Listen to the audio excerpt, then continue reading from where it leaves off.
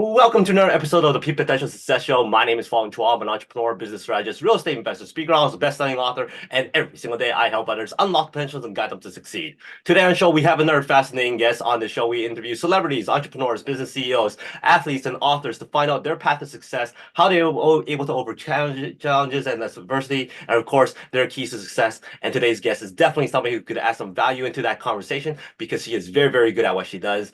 I've had the privilege of seeing her on stages, listen to her speak, and also seen her on lots of different podcasts and interviews and also different conferences and whatnot. And every time she speaks, people gravitate to her energy, her authenticity, and she just loves empowering people. In fact, her love for empowering people to succeed, helping people to thrive and businesses thrive has got her to establish lean business excellence. She is a person who helps lots of companies generate substantial savings. She leads cross-cultural teams, implementing operational excellence. So please welcome author, strategic operations leader, transformational leader, real estate investor, business leadership coach, Ms. Griselda Abouslemaman. Thank you, Fong. And it is my pleasure to be on your show. Thank you so much for the invitation. Hey, awesome. Thank you very much for being here. It's always fun to talk to people who has been doing so many different things and been so successful in so many different things. And you come highly recommended by lots of people I've talked to. So I'm very, very excited. So getting started right away, what's your origin story? How did you become this person of excellence? So my origin, basically, that's in my book, which is coming out on March 12th, Life Beyond the Border. But it started in a small border town in Brownsville, Texas. And growing up, basically, I always dreamed of becoming an engineer. And I thought that was a far-fetched dream until I got busy. And so I started working through, and with my language, right, I was a Spanish speaking, was my primary language. So math and science came easy to me. Language was not my forte. But anyway, long story short, I went through and I loved school. That got me to apply and get into Stanford. So I went there for my engineering degree. And from there, the possibilities were endless. So coming out of Stanford, I was interviewing and landed with a company that is actually no longer out there. It's called Allied Signal. But Allied Signal Aerospace is who I joined for the reason of wanting to help a company that was not doing what I had studied in industrial engineering. So I joined Allied Signal, developed a lot of great systems for them. I call it the operating system. I was one of the founders for the Honeywell operating system. So from there came a lot of savings, a lot of networking, and a lot of happy leaders, let's just say, between our CEO and the leaders there. They really liked the work that my team and I were doing. And so that led to, let's do it for other companies. I was recruited to 2 other companies to do the same. So from there, after 29 years of being in corporate America, had tons of fun traveling the world to about 26 different countries, doing the same, right? Partnering with people, getting them to transform their operations, getting some phenomenal results. So from there, basically, I said, you know what? Why don't I go off on my own? Why don't I, instead of serving the one company, obviously, because I was very happy with the 3 that I served and set up their operating systems for, why not go help small, medium-sized business owners, independent business owners? And so I launched my entrepreneur site. So basically from there, I just launched it last year. It's been going really well. It's very busy, as you well know. You're an entrepreneur yourself, but there's a lot of work to do. There's a lot of people to help, and there's a lot of impact that we can make globally. So that's what truly ignites my passion. That's what I love doing. So that's what I'm doing, and I'm enjoying doing it. So that's my story in a nutshell. Very, very cool. Lots of great stuff in there. Lots of stuff that's pretty scary for lots of people to consider, right? Now, I like how you mentioned that because of your language, that the math and sciences and all that kind of stuff was great for you. But here you are, you're a speaker, you're an author, you're doing all this stuff that negotiating and making deals, that requires language. So Yes. how'd you work on that? Was it a mindset saying, you know what, this is the way I speak, let's go with it and then improve as I see fit? Or did you work on it hard before you started doing all this other stuff? That's a very, very great question. And I'm sure we can relate on this, right? But, and many people can relate. But I'll tell you this, one thing that I found is that how I speak whether it's with an accent or not, or maybe it's changed over the years. It's who I am. I cannot change it. I've learned to love it. And it was a challenge though. And I'm going to tell you a story of how much of a challenge it was. So I told you, graduating from, high school in Brownsville, Texas, Porter High School, going off to Stanford. I was born and raised in a border town. Everybody speaks Spanish. Spanish was my first language. We dominated that language, right? And then, of course, you go into school, elementary years, and it's all English. And I'm like, whoa, how do I do this? So you quickly learn the language. And so we spoke our broken English, and we had mastered our Spanish. But before you know it, Fong, actually, you don't even know it's happening. But we're speaking both in the same sentence. So people make fun of the Spanglish language. It is real. It is totally real. But the funny part is that when you're from that area, you have no idea that you're speaking Spanglish. You just think you're speaking English or Spanish. And so before you know it, it is the perfect combination of both, right?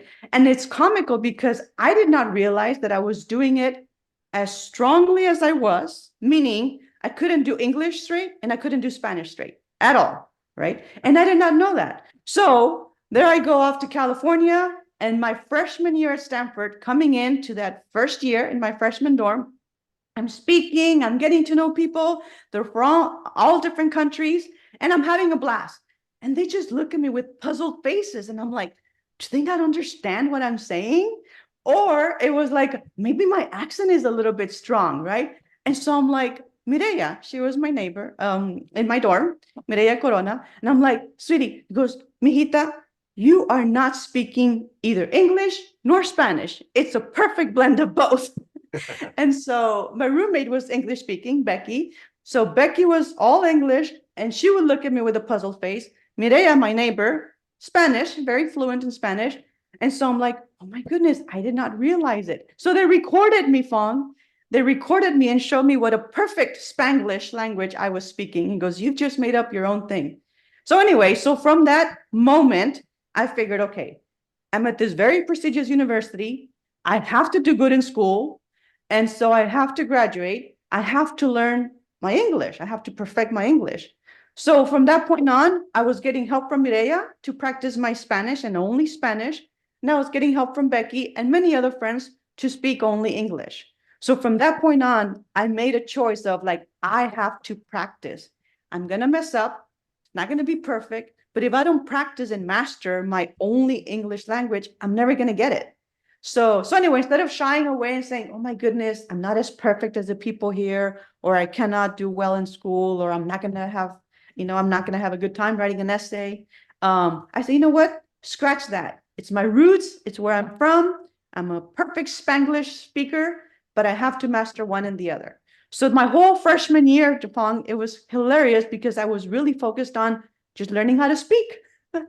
People were there learning their math and equations and all kinds of stuff. And I was mastering my English language so that I could really communicate with people. It could be a real problem when people are puzzled by what you say. So anyway, so that is my story on Spanglish and how I had to really focus for a whole year, my freshman year at Stanford, to speak one or the other. And then obviously when I would come home, I would speak to my parents who only spoke Spanish. So practice my Spanish. But anywhere else, I had to practice only English. But it took some time. If you had to go back and give us a sample of what Spanglish sounds like, are you able to, or have you gone away from that completely? It's so funny. People ask that, like, when you have dreams, do you dream in English or in Spanish? And it's very funny, but I'll tell you this. Could I do it? Absolutely yes, because as soon as I go back to Brownsville and hang out with my 38 wonderful cousins over there, first cousins, we get into, having beer and tacos and parties and dancing, and it's a perfect Spanglish mode, right? So can I do it? Absolutely. Could I do it here with you? Tal vez, but it's going to be a little bit difficult porque me entra el español y el inglés, and it's a little bit of I have to think through it now, right? Which is a good thing, right? It seems that I've mastered it a little bit. Awesome. But could I do it? Absolutely. You put me in the right environment, and you and I could, go back and forth in a perfect, dual language combo. Right now, I think I'll stick to English because then I have to think really hard for your podcast. Awesome. For me, I totally relate to that. We have Chinglish, so there you go. in school, my English teacher told me, "You think in Chinese, that's why your grammar is not very good." And in Chinese school, she told me that I think in English, that's why your Chinese grammar is not very good. So I was stuck in between, and I'm like, okay, I guess I'm screwed either way. No, no, you're amazing. And I'll tell you why. This is one thing I learned, especially in corporate America, right? I spent almost 3 decades in the corporate world as an executive.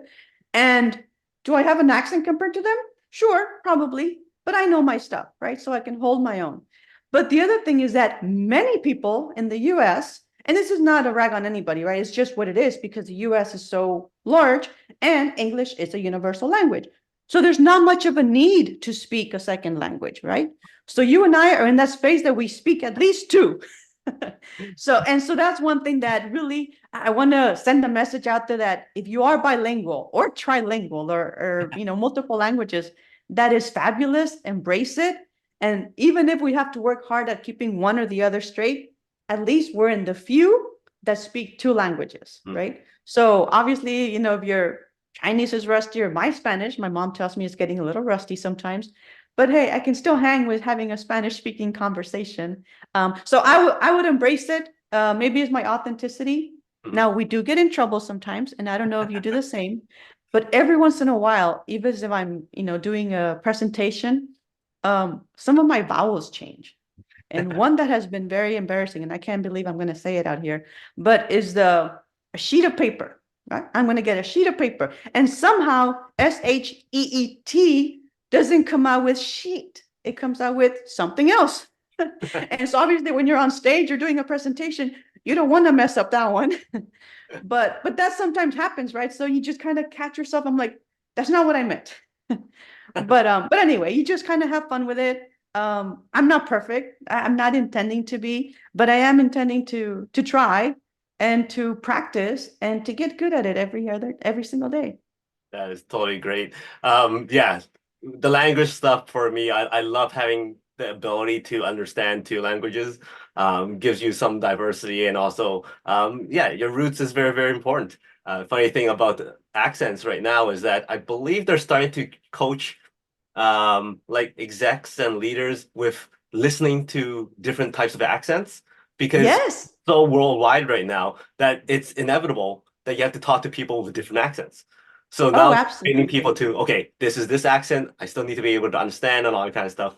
And as in, like, you came from the engineering background. I Mhm. myself did too. I'm sure a lot of your profs did not speak perfect English, right? Most No, of them were absolutely. heavily accented. In fact, one of the profs that taught, I think it was hydraulics and water flow and liquid flow and whatnot. He Yep. he can't say more flow. It Uh-huh. sounds like MOFO. Yes. So every time he stands there, like we're all giggling.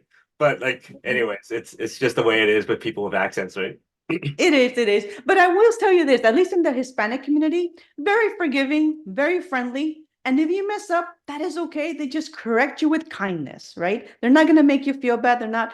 And so that's one thing that I really love about my culture is that it's very helpful and friendly. So no one has to be perfect. I really embrace the times that I would go with, my president, business leaders into maquiladoras.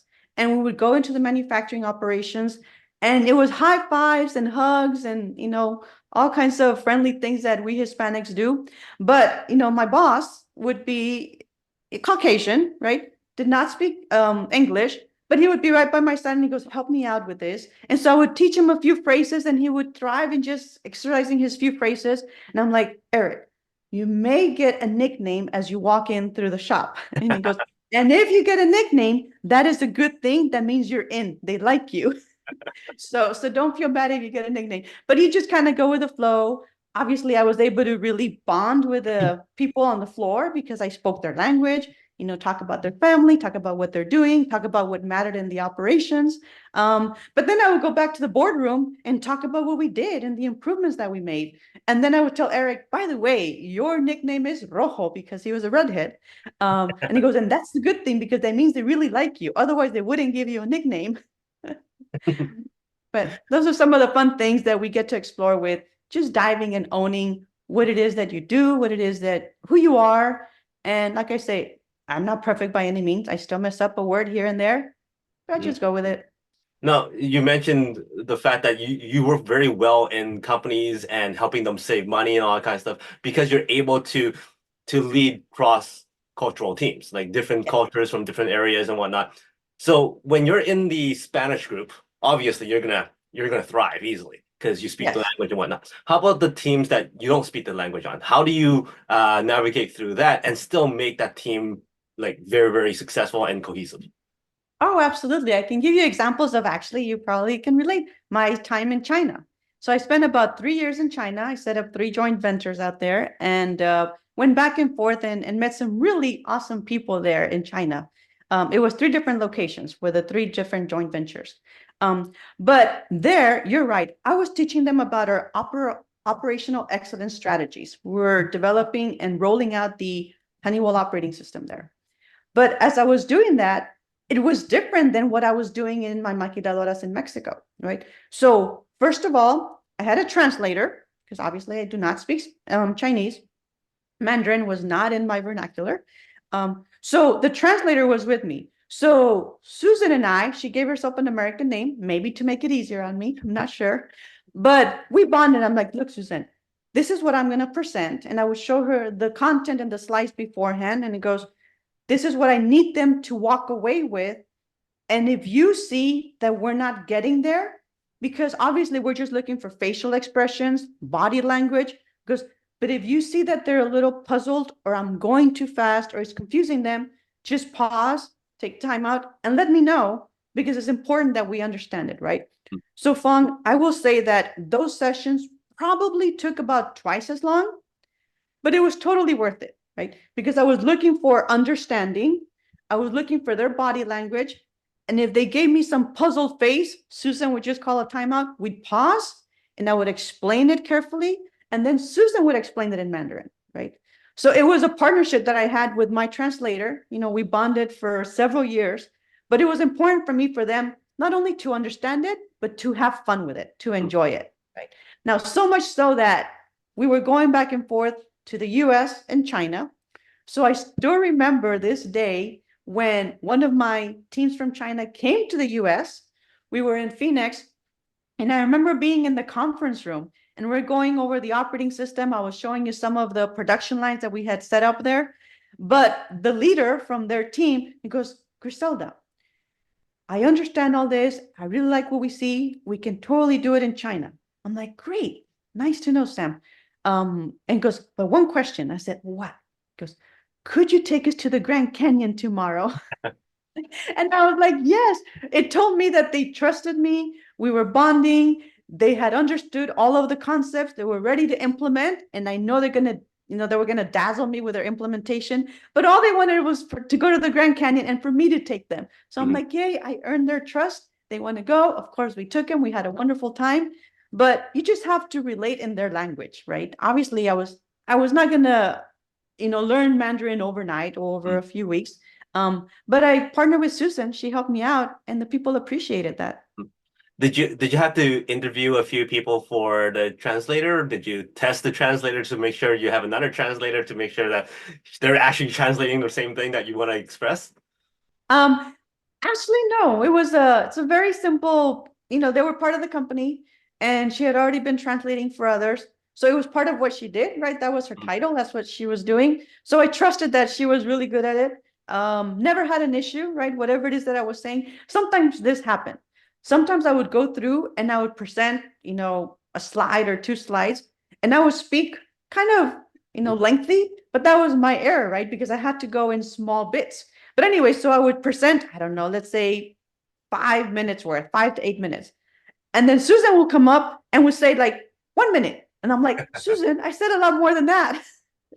But anyway, she would simplify the concept, goes, I know, but you got a little bit excited and expanded on that. I just summarized it for you. I'm like, okay, perfect. As long as they get it, I'm fine. But no, we never struggled with that. And I checked for that with their understanding, right? Obviously, it was a session of we learn it, and then we go apply it. And if in the application something was off, I knew that I had done something wrong in the classroom, right? So we would just go about it that way. But it takes a little longer, but it's totally worth it once you get to know each other and you develop that trust and camaraderie. And then you go do it. And those people did some amazing things in the factory, Fong. It was phenomenal. I was floored with, the results that they were getting in both countries, right? In China and Mexico and in other places. But anyway, you just kind of have fun with it and you accept the fact that it's going to go a little slower. So instead of a week in China, it's going to be 2 weeks or whatever. But you make it happen and you make it fun for them. Now, you've done a lot of things that lots of people would think is going to be scary. Like you went into engineering and then you decided, you know what? I'm going to do something different than that. And then once you got comfortable in the corporate space, you go, you know what? I want to do something different. What is that mindset that you have that allows you to take those challenges and succeed in those challenges? On top of that, dealing with all the negative people that's telling you not to. That's a really good point. As you well know, it's out there, right? There's many people that may try to bring you down. But for me, at least, it is dabbling into the unknown. I thrive in that space, right? Call it courage, call it conquering your fears. But an example is I was afraid to go to Stanford even. It was too far from home. I was in Texas, had never went out of the state of Texas, much less to California. But for me, it was like, that's new space. I need to challenge and stretch myself. I do love whatever challenge comes before me. So off I went, right? But then from there, after you get comfortable in that space, I was very comfortable, obviously, after I learned my English. But I was comfortable in that space and I'm like, maybe I'll go overseas. So I applied and I went overseas because it was discomfort at first. So I figured if I put myself out there, I'm going to learn something new. So I did that, right? Same thing. So I took that, to the work environment. And as you apply for roles, as you're going through and, kind of going through the career lattice, I call it, not really a ladder. Sometimes you take some side steps here and there, but as you're navigating through that, for me, it's exploring and learning something new that would challenge my mind. And so that attracted me. So I always pursued how do I take myself from where I am today into some discomfort so I can learn something new, right? And so that worked for me very, very well for, I guess, the 29 years that I was there. I was an executive for the last, 10 or 12 years of that. So it's been fun challenging myself. Now, the reason, honestly, I had to have surgery on my arm. So as I had surgery, I said, you know what? Maybe this is a calling. It's going to be a 8-9 month recovery. So maybe this is time for me to do something new. So anyway, I exited the corporate America world. And I ventured into starting up my own consultancy, as you can see here, Lean Business Excellence. But that was a challenge within itself, right? Because you have a juicy salary coming in. After I left my last role, companies were calling me to come join them for the operational excellence work that yields many, many savings, thousands and millions of savings for them. So I thought about it. Then I thought, well, if I do join the one company, it's back to serving one, right? And I really enjoy meeting different people, helping different people, and serving many. So that's when I decided, I'm like, you know what? Risky move, but I'm going to do it. And I'm going to go out there and help multiple business owners across many companies, and then do some coaching as well to help others along the way that are getting their business going. So anyway, so risky move, but it's a little bit of discomfort. I'm loving it. I'm helping other people with their businesses and they thrive. They're happy, I'm happy. So it's been a good journey so far. Now, when like all the skill sets that you had in the corporate area translates very well into your consulting, because businesses and entrepreneurs, they need that type of insight to help them grow and thrive.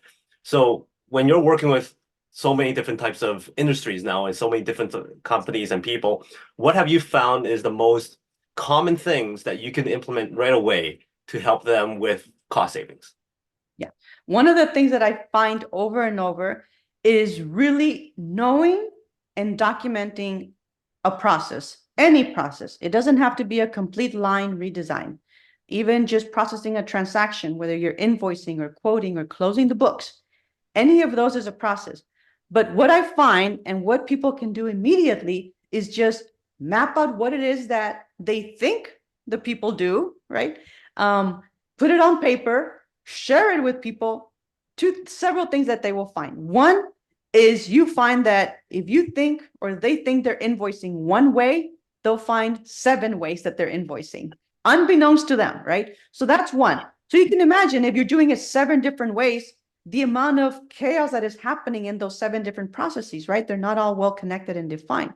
So if you define standard work and you document the one best way to do it, that alone simplifies for the people, simplifies for the system, and it just reduces cost because now the invoicing, instead of taking several weeks, it takes a day, hours sometimes, right? So when you do that much compression of time, it's a lot less cost, right? Less time is less cost. Now you put that into every process out there.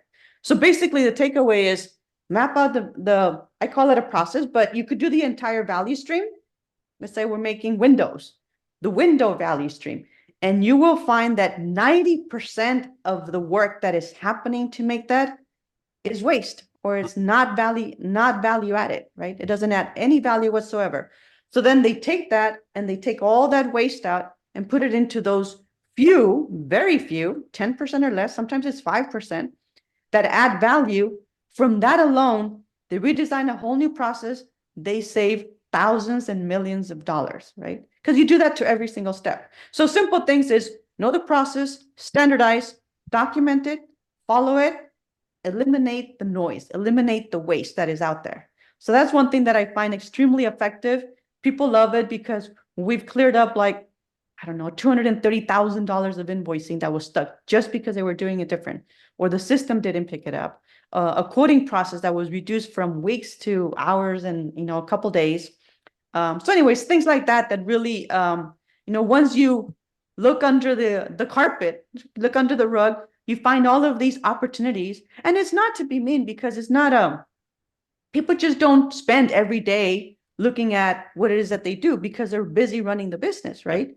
So you have to do it all. But when you have, a consultant or an advisor, partner with some members of the team to start looking at those things and they find those inefficiencies, it does wonders for the team, right? Because they save millions of dollars. They save lots of money. So it's a fun journey of just engaging them, working with them, helping them see. And then when they do find those inefficiencies, working to make a better process and put it in place. That's great. Now, I'm sure lots of people can tell from this interview is that you're a person who's very personable. Your personality, your energy, the way you speak, people gravitate to you. You build great relationships. You're a great connector too. And because of that, you're being able to be successful in so many different things, from coaching to real estate investing to business.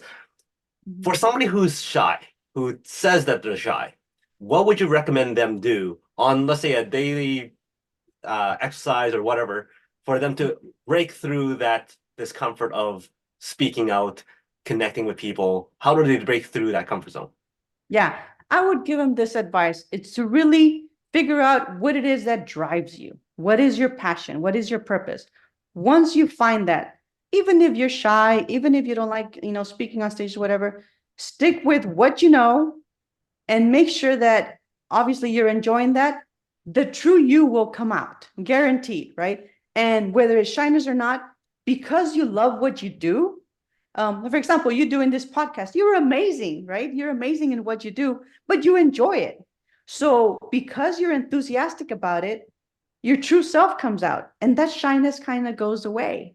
And it is okay to be shy, right? It's like, I do think that I speak with my arms and maybe I'm a little louder. And my husband, for example, he's shy. However, you get him out there to talk about, his rocket science and about design and doing all of this work. He beams with excitement, and his shyness, you can't even tell that it's there, right? Same thing with real estate. He does real estate and you get him on a transaction and he's just beaming with enthusiasm. And so my advice is pursue what it is that you love doing. I call that your passion. Pursue your passion, stick with it, get out there and practice whatever it is that is. You will find that you're going to find joy and excitement by doing it. And before you know it, that shyness kind of goes away. Why? Because you'll be extremely successful with what it is, right? So you're following what you love to do. You're doing it. More than likely, you're going to do it well because you love it. And before you know it, you're no longer that shy person. You're this millionaire that's impacting a lot of people. Guaranteed. Totally agreed. Your husband deals with rocket science? Absolutely. Yes. He's in the aero and defense space. So how often do you hear, oh, that's not as hard as rocket science? So we joke about that. So he does different projects. I cannot even speak about what he does, but there's a lot of cool projects that he makes. And so at this point, we don't even talk about his work anymore. He goes, I could tell you, but not. So, but anyway, so we do joke about that, in terms of what he does. And, I get to learn about the programs, the projects, and I get to see them up in the air or in satellites or in space. I'm like, oh, wow, that's the one that you put the brain to or the controller or whatever. But that's as much as I know, right? But yeah, we get that joke a lot. We were at a conference in Dallas last week, and we're talking about that, being in aero and defense. And he goes, oh, yeah, well, we can have Mr. Scientist, rocket scientist over here. And they're all looking, really? But anyway, he thrives in what he does. He's very good at it. And you get him talking about, rockets or missiles or programs that are, fighters that are being out there in space. And he just beams with joy. So, that shyness kind of hides. Very, very cool. Now, your transition from corporate to entrepreneurship to coaching, even to speaking, what has been the most shocking challenge for you? Mm-hmm. The shocking challenge is really knowing that or having that confidence. So I think I have confidence in going out there, but I don't know how it's going to be received. So the very first thing that I'll say, for example, going up on stage in front of, a couple hundred business owners, I was talking about margin improvement, right? How it is that you do margin improvement. You would think for, someone like, anyone, normal business person, might be a little dry and boring. And it's shocking to me that because I enjoy the topic and because in the way that I present it, they find it pretty cool and fun. And so one thing that I found that was at first uncomfortable, thinking, these are the slides. They seem a little dry. Maybe they won't like them. I still have to grab their attention. But once I go out there and I present it in the way that I do, the feedback that I get and then the interaction in the audience is they really enjoy it. He goes, Griselda, you make the slides come to life. And so we understand the numbers, we understand the profitability, we understand how it is that we can save money. So that's one thing that I've realized as an entrepreneur, you just have to make it simple. I have to make it simple in a way that not only they will understand, but that they will enjoy, right? And so that's been a big aha moment that as I continue to do this, it's building that confidence in myself that I know this stuff like the back of my hand. I just got to put it in simple terms so that I can help them win, right? But I didn't know that, Fong. I didn't know that it was going to be that powerful, I guess, to be guiding them through some of the simple concepts that I've done for many years. So it's been a fun journey of just explaining it to them. And was it a challenge for me at first? Absolutely. I'm not going to sit here and lie to you saying, oh, I was out there and there was no jitters in my tummy getting up in front of a couple hundred business owners that were millionaires already.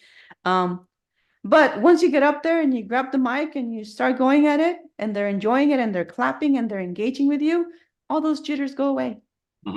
Now, you mentioned how you're able to make things fun and more enjoyable for people to understand and to remember the content. And totally relate to that because the content is presented in so many different ways by so many different people, but it connects with certain people because of the way you present it and the energy you put into it. So for yourself, what do you do? Like, what do you do to make it fun for other people to go, oh, wow, numbers is amazing? So basically you just engage them, right? Whether it's you have a slide up there and there's a question or a poll, and then you just ask for, how many of you experienced this? Can you give me an example? And so you interact with the audience that way, right? Sometimes it's just explaining numbers and you go through and you give them a task. I'm like, now pretend that you are the product, the widget, right? Whatever it is, right? And so now you're going through the process. How is it, that you're going through, explain what you do as you get built, as you get manufactured, basically. And they're going through and we're all chuckling with a story of, I go here and I sit on the shelf for like a week and then I come over here, someone else someday grabs me, right? So we make it interactive. And so basically I call it, I staple the person to the product and I have them go through the journey of what that poor product is doing. By the end of that simple conversation, they're like, I am tired, Griselda. And it's true, right? Because they went through weeks, sometimes months of getting processed. But that's how I make it fun, right? A simple exercise. Now you're no longer Joe whatever, Joe Blow, Joe Smith. Now you are a product, right? And you're a impeller or a component of some sort. And you're going through, how do you feel? And they're like, well, I don't know that they have feelings, but if they did have feelings, this is how I would feel. And they're like, okay, well, after you went through all that, you took X amount of time, right? Call it 30 days. And the value added work that was done onto you was 3%. And everybody laughs, right? I'm like, oh my God. And so everybody says, yeah, you're full of waste, Joe, and stuff like that. But it's different things that you can do to just bring out the powerful notion and concept that there's a lot of what we do that we don't need to be doing, right? And so when you exhaust a person through the journey of a product, they're like, oh yeah. So what do you think they go do? Back to their places of work, they streamline their process and save lots of money. And I'm sure there's always that one person who goes, oh, okay, you're the one that fell over, so you're a defect, now you're overhead.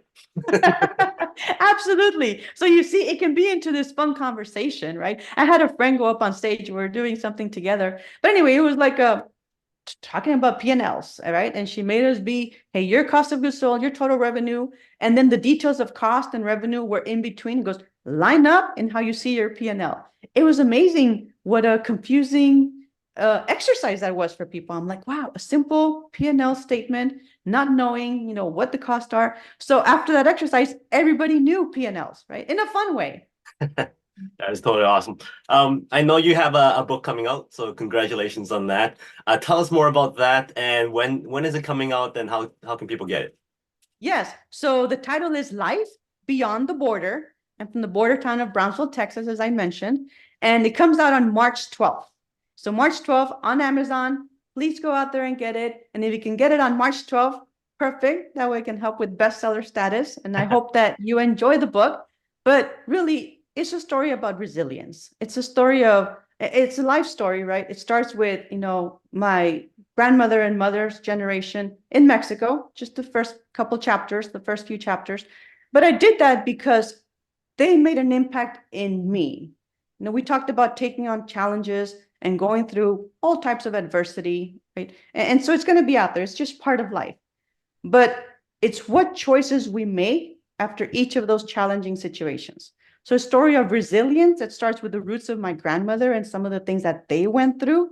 So what I want is for people to go out there, buy the book, read it, and every chapter has a reflection section.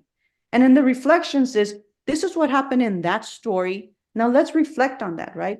If they were able to make it through that, right? Some of the obstacles that we face are peanuts, are nothing, right? So it's really guiding through resilience, inspirational story of these are some of the things that have been challenging in my life. But I wanted to not so focus on, it's about storytelling and examples, but really getting at that, what is the message of that chapter? What is the reflection point, right? And there's different stories. I mean, I've had several. I'll call it blessed. I've been blessed with many challenges in my life that have made me the stronger person that I am today. And that is what I want people to walk away. If you're going through a divorce or you loss of a loved one, which I've gone through, multiple miscarriages to have my children, giving birth to my special boy, right? That is like, hey, he has this chromosome deficiency, but you get given those blessings. And to me, they're a blessing because they ignite that fire in my belly to go do better, to go learn from that, right? With my son, for example, is to make sure that I give him a good life and then he learns how to, interact socially with everyone else around him, right? With my daughter, who's my miracle baby, because it took years to bring her to life, but we never gave up. My husband and I were like, this is what we're hearing from doctors, but I already had my 22-year-old, my Brianna, obviously much younger then, but I already had my daughter. So I knew that it was possible. So it was just mode of never give up. Something good will come out of what it is that you're trying to do. This is a story of courage, resilience, adversity, and turning that adversity into opportunity. So I hope people enjoy it. Awesome. Well, that sounds really, really exciting. And once again, congratulations on that. I know that book writing is one of those things that lots of people wants to do, but not many people actually follow through and do it. So for yourself, congratulations on that achievement. Usually I end the conversation with what's that message that you want everybody to remember you for, but it sounds like you already gave it. Yeah, pretty much. And actually, the subtitle of the book is A Journey from Poverty to Passionate Purpose. And it's simply that, right? Go find your passion. There's a purpose in life that we each have. And once we find what that is, whether you're shy or not, or whatever mode you come in, it'll be fun. It'll be a fun journey of excitement and really, I'll call it freedom, right? That freedom to do what you love. You also get paid for it on the side if that is what you choose as your, career path or your entrepreneurship. So pursue your passion, make it happen, and don't give up. Awesome stuff, and very, very powerful message there. Before I let you go, I got 5 quick rapid fire questions. Give me the first thing that comes to mind. You're Okay. stranded on a deserted island, one food to eat for your rest of life, no consequence. An island that I would spend time on. No, you're stranded on a deserted island, and you get to Okay. eat one thing for the rest of your life and no consequence. So you'll still Crab. be healthy, you'll still Crab. be fit, crab. Crab. You're on a road trip and you're sitting in that car for hours and hours on end, and for some reason there's only one song playing. What's that one song? One song would be Amazed by Lone Star. That came to mind. Awesome. Hollywood calls and says, "Hey, we love your story. We would love to do a biopic of you. Who would you cast to play you?" Who would I tag to play me? That's very interesting. So I'm going to say Salma Hayek, also Mexican, Lebanese roots. So Salma. All right, someone shows up at your door and go, "Hey, I got casted. Let's have some fun." And you go, "Hey, don't worry about it. I got our night all planned out. What's an amazing night with you like?" Oh my goodness. We would go somewhere, have dinner, couple drinks, enjoy the meal, but we'd go dancing afterwards. I love dancing. It's part of my Hispanic roots, probably. I know that she's an amazing dancer and everything else, but it's a night of dinner, dancing, drinking, and having fun. Great. Give me a number from 1 to 4. 3. 1, 2, 3. So if you had to use popcorn as a metaphor for success, how is success like popcorn? Popcorn, basically, success is just an explosion of capabilities, events, activities. So popcorn just pops and creates something very tasty. So in business, the same thing, right? You just dive into something, let it explode, and see where it goes. Nicely done. So that's how success is like popcorn. Thank you very much for your time, your stories, your golden nuggets of advice. I'm sure a lot of people appreciate that. So if anybody wants to get in touch with you, what's the best way? And any final words? Sure. So best way probably be through email, griselda@businesscoachingresults.com. So that is my website, and my email is the one that I just gave. And thank you so much for the opportunity. I really look forward to connecting with more of you and audience out there. So thank you so much for the podcast and the great time, Fong. I appreciate it. Awesome. Thank you very much. Make sure you're connecting with Griselda here. She is a excellent connector, excellent person with regards to her expertise on business and real estate and connecting and all that kind of stuff. So I'm sure everybody's seen that already. Make sure you connect with her. And until next time, she's Griselda. My name is Fong. Until next time, today is the day to lock your peak potential. We'll see you later. Bye-bye.